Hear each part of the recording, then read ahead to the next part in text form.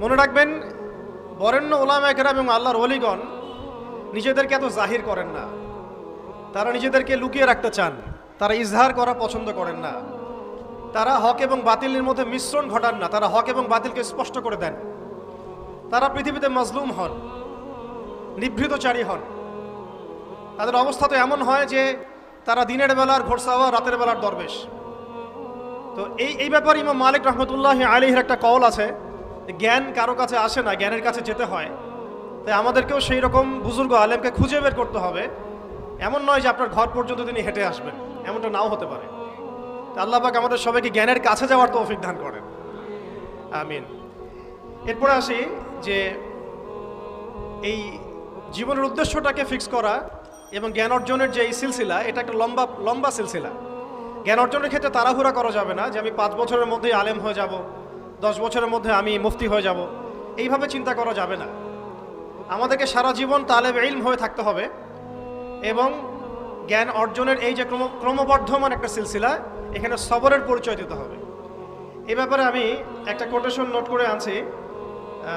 আমাদের শ্রদ্ধেয় আলেম, বরেণ্য আলেম আল্লামা তাকি উসমানী সাহেবের যে কিতাব আছে তাসাউফ এবং আত্মশুদ্ধি, এই কিতাবের মধ্যেও পাওয়া যায়। এবং তার ভাই রফি উসমানী সাহেবের একটা কিতাব আছে, সেখানেও এই কথাটা, একই কথাই আছে যে একজন তালেব ইলমকে বা একজন আল্লাহকে চাহানেওয়ালা একজন ব্যক্তিকে এই 4টা গুণ হাসিল করতে হবে। জীবনের উদ্দেশ্য ঠিক করার পরে যখন আমরা ইলম অর্জন করতে যাব, তখন এই 4টা গুণ হাসিল করার চেষ্টা করবো ইনশাআল্লাহ। আল্লাহ পাক সবাইকে তৌফিক দান করেন। প্রথম গুণটা হচ্ছে শুকর, আল্লাহ পাকের শুকর আদায় করা।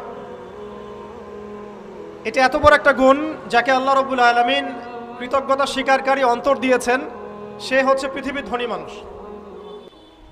চলতে ফিরতে উঠতে বসতে সবসময় আমরা আল্লাহ পাকের নিয়ামতগুলো স্মরণ করব এবং সবসময় বলতে থাকবো আলহামদুলিল্লাহ, বলতে থাকবো আলহামদুলিল্লাহ। আল্লাহুম্মা লাকাল হামদ হামদান কাসীরান তাইয়িবান মুবারাকান ফি কামা ইয়ানবাগি লিজালালি ওয়াজহিক ওয়া আযীমি সুলতানিক। আল্লাহ পাকের শুকরিয়া যে যত বেশি আদায় করবে, আল্লাহ পাক বলেছেন লা ইন শাকারতুম লা আযীদান্নাকুম, তোমরা আমার শুকরিয়া আদায় করো, আমি তোমাদের প্রতি আমার নিয়ামতকে বাড়াই দিব। ওয়া লা ইন কাফারতুম ইন্না আযাবি লাশাদীদ, তোমরা যদি আমার অকৃতজ্ঞ হও, জেনে রাখো আমার আযাব বড়ই কঠিন।